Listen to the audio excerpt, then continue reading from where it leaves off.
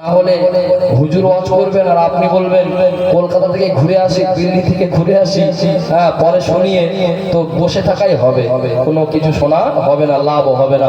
তাহলে আমি এখানে দুটি কথা বললাম, টান মারলে একদম মেরে চলে যেতে পারতাম সেই মাবুল মোড়ে, কিন্তু মারবো না।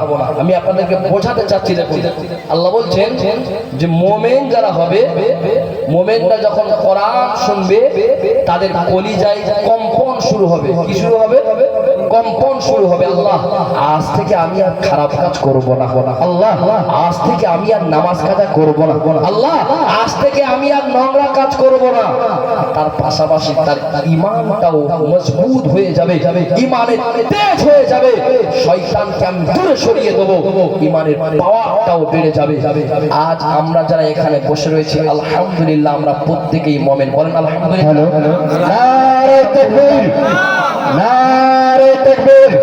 সিলসিলা হক ফুরফুরা আসরে, সিলসিলা হক ফুরফুরা আসরে পীর আল্লামা আলী আকবর সিদ্দিকী আল কুরাইশি সাহেব, পীর আল্লামা আলী আকবর সিদ্দিকী আল কুরাইশি সাহেব।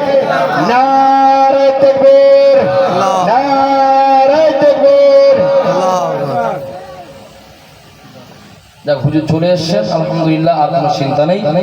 গাড়িটা এখানে নিয়ে চলে আসো, সাইফুল গাড়িটা এখানে নিয়ে চলে আসো।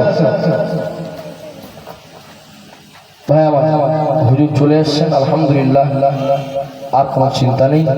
আপনারা সকলে জানেন সেই আমাদের ভাইজান আব্বাস সিদ্দিকী আব্বাজান, তিনি একেবারে শেষ বক্তা, আখিরি দোয়া করবেন।